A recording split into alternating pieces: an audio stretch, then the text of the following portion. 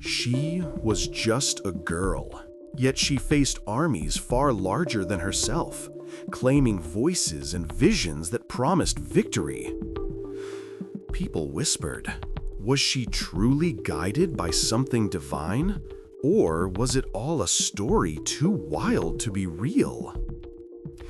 Here's the first question for you. Is this girl a real person who walked the earth, or merely a legend passed down through centuries? Her eyes could spark courage in the hopeless. Her words could rally men to impossible battles. But behind the light, shadows lingered, secrets that history books barely dared to mention. Could such bravery belong to a mortal girl? Or is this figure a symbol, a myth crafted to inspire nations? For centuries, her story has lingered in whispers, in theater, in art, and in history. Some call her a saint. Others call her a mad woman. And now the question hangs in the air. Who is she really? Is she fact, fiction, or something in between? The answer and the full story awaits you at the very end. Whisper fade out.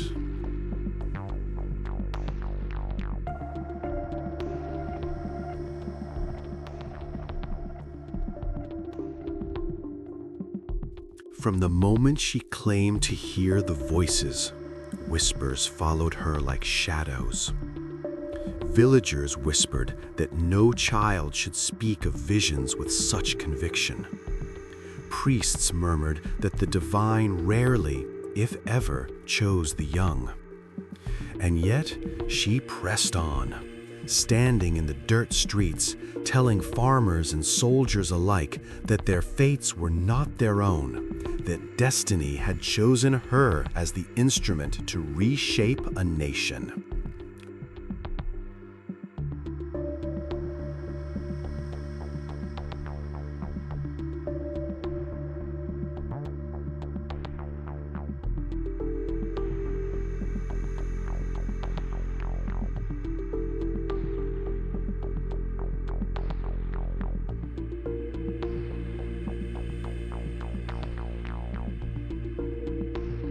She wore no armor befitting her age, yet she stepped onto the battlefield like a storm incarnate.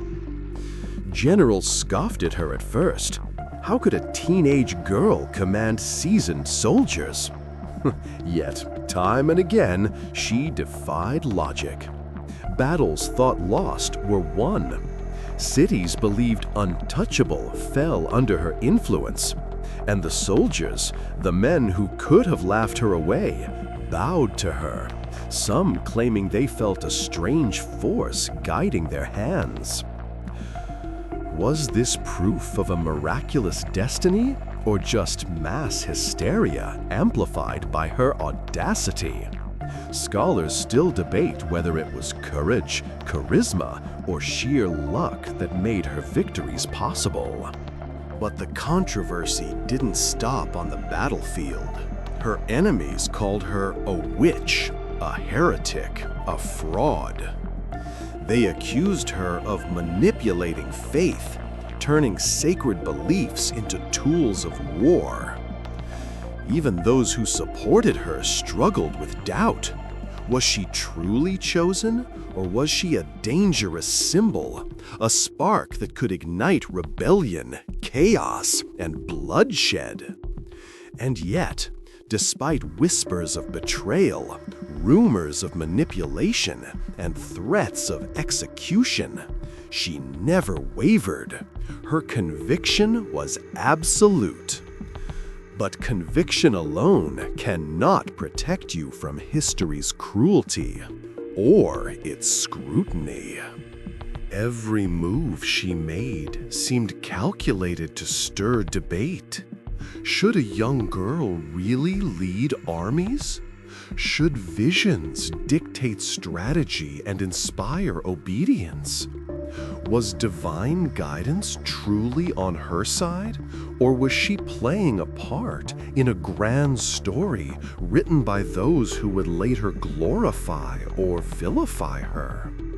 Even centuries later, arguments rage. Was she a fearless patriot or merely a convenient myth constructed to serve political and religious agendas? Every fact seems to raise more questions than answers, leaving us to wonder whether history itself conspired to make her legend immortal or to hide her true nature forever. And here's the part that keeps scholars, audiences, and skeptics arguing to this day. While she claimed divine messages, while victories piled up, and while legends grew, no one ever proved the source of her power. Did angels speak to her? Did she manipulate belief? Or was it a mixture of both? A dangerous cocktail of faith and audacity that could only exist in one person at one moment in time. The whispers never stopped, the debates never ended, and the more we study her, the more elusive she becomes. And just when you think you might understand her, the story pulls you deeper into questions that might never be answered, leaving you to wonder if the truth was ever meant to be known.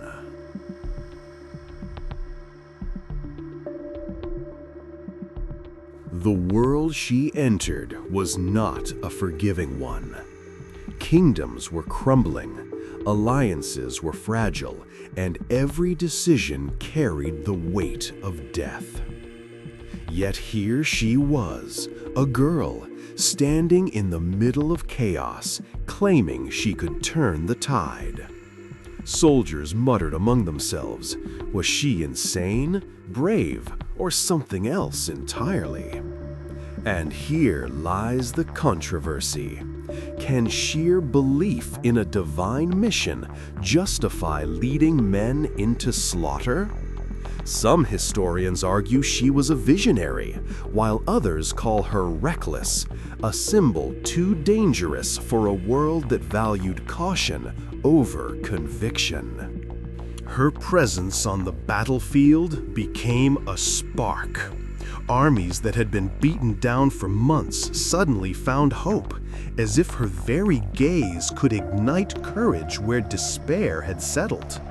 But skeptics asked, was it truly her influence or merely desperation dressed as faith? Men were willing to die for her, but was it her charisma, her strategy, or the psychology of war that won these victories? And yet, behind every cheer, every banner held high, shadows lingered.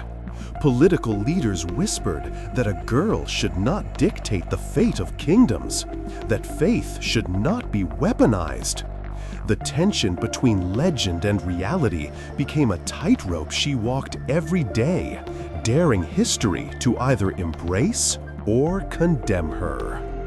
But the most dangerous part of her story was not the battles she won. It was the fear she inspired. Enemies called her a witch, plotting with demons to topple thrones. Allies questioned her motives, wondering if she manipulated belief for power. And even among her closest supporters, doubts crept in. Was this really divine guidance, or a clever performance, an illusion so perfect that no one could see the strings behind it? The truth became slippery, as elusive as the wind, forcing everyone, then and now, to confront a terrifying possibility. Maybe we are all willing to follow legends, even when logic screams otherwise.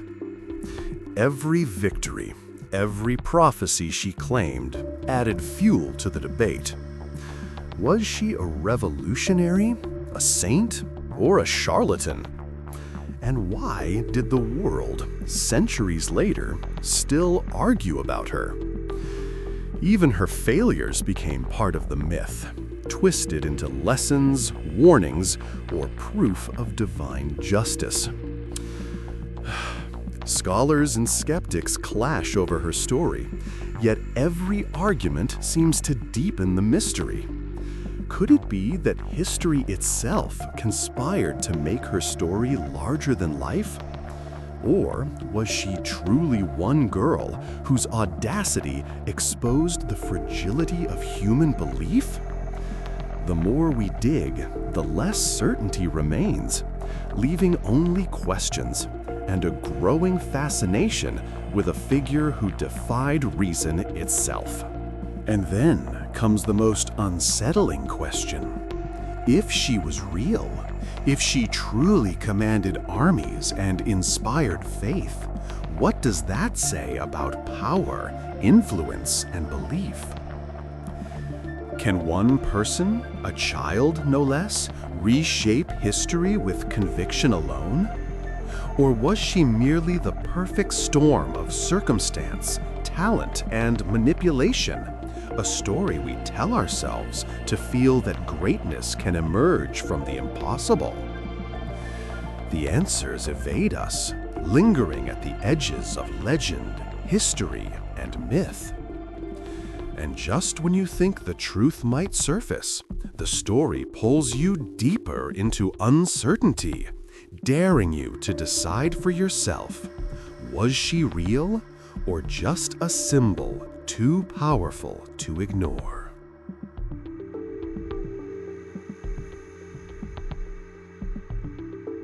Even legends have enemies, but few could match the hostility she faced. Allies turned suspicious, monarchs whispered doubts, and the church questioned every claim she made.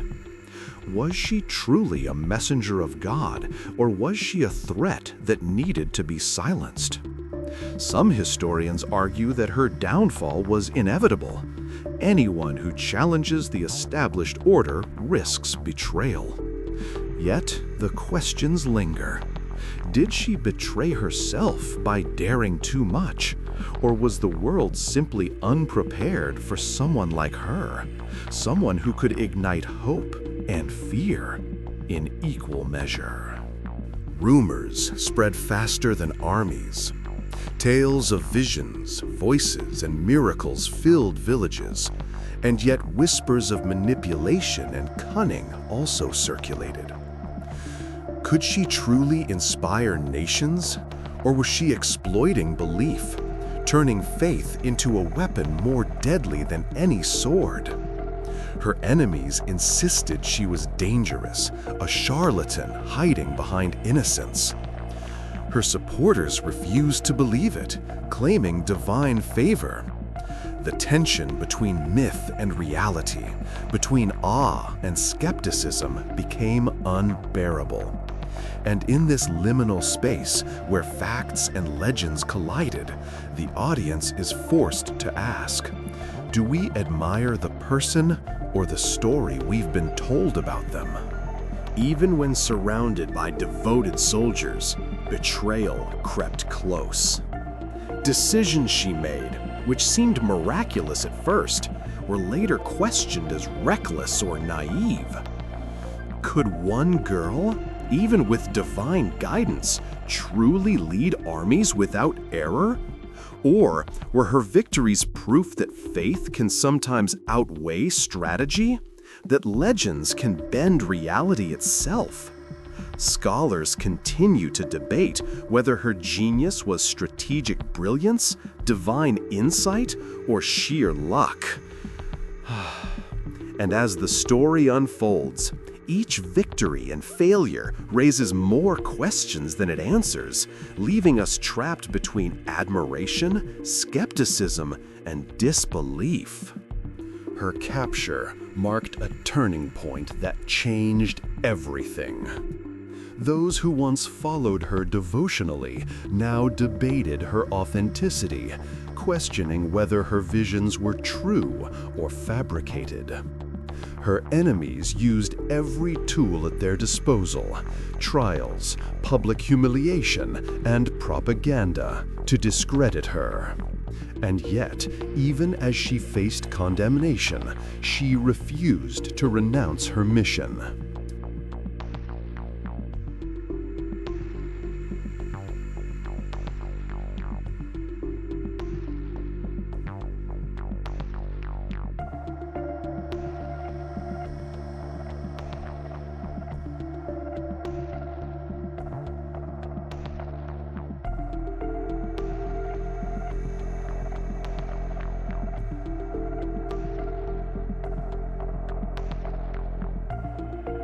And here lies the ultimate provocation.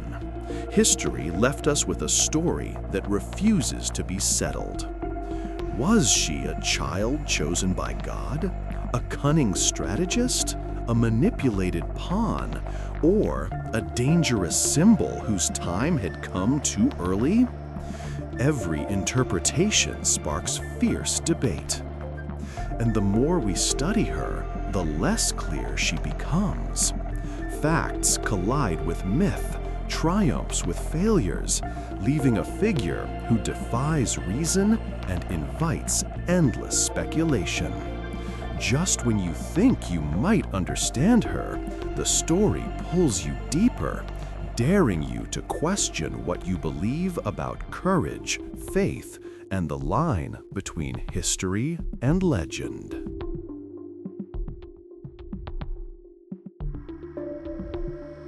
Her fate was no longer in the hands of soldiers or kings, but in the hands of men who claimed to uphold justice.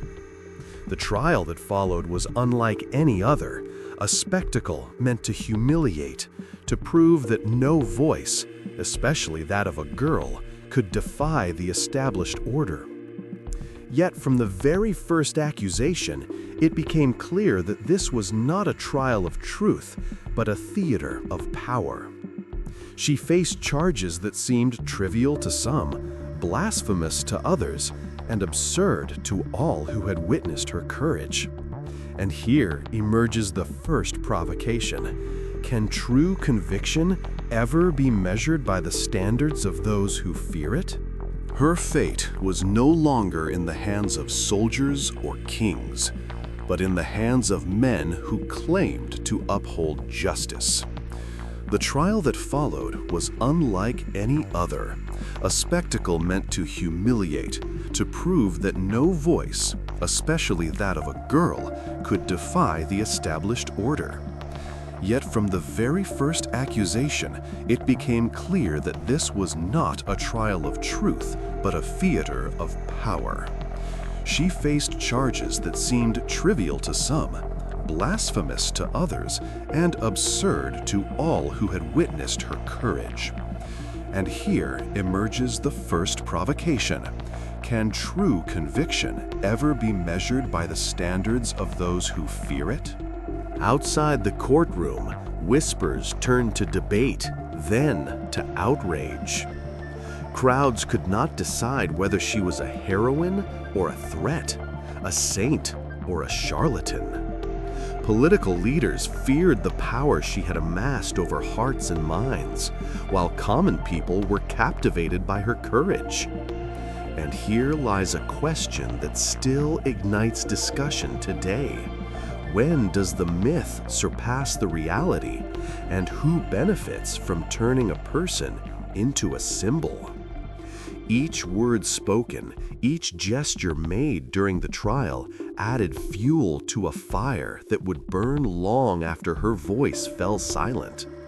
Even her silence at key moments became a weapon, a statement, a mystery that scholars still dissect. Her sentencing was inevitable, yet the drama of it amplified her legend. Fire, betrayal, and spectacle intertwined, leaving her story burned into the memory of generations. But the real controversy is not in the flames themselves. It's in the questions the fire could not consume. Was she executed because she was dangerous, or because the world could not tolerate the idea that one girl, armed with nothing but belief and audacity, could challenge centuries of power and tradition? Scholars, theologians, and skeptics argue endlessly, yet no consensus has ever been reached. Each interpretation pulls us further into a debate that refuses to settle. And perhaps the most unsettling part of all, even in death, she remains a symbol too powerful to ignore. Some claim her spirit lives on in every revolutionary, every rebel who dares to defy authority. Others see her story as a cautionary tale, a reminder of what happens when faith or ambition exceeds social boundaries. The questions linger, suspended between history and myth. Was she truly chosen, or merely caught in a narrative crafted to inspire, terrify, and divide? And just when you think the story has reached its conclusion, it whispers again, daring you to ask yourself what you would believe, what you would fight for, and what legends you might be willing to follow, even if they defy reason itself.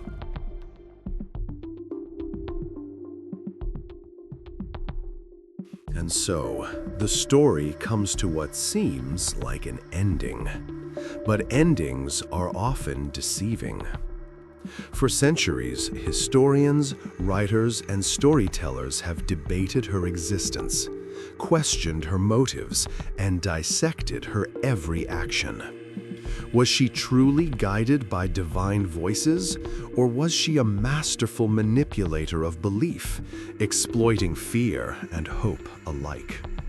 And now, after all the victories, betrayals, and trials, it is time to reveal the name that history has whispered through generations. She was Joan of Arc. A girl who dared to defy kings, clergy, and the expectations of a world unprepared for her audacity. Yet even now, the revelation raises a question as dangerous as any battlefield. Was she the real person behind the legend? Or is the Joan of Arc we celebrate today merely a story shaped to fit the ideals of those who survived her time? Her life challenges everything we think we know about courage, faith, and influence.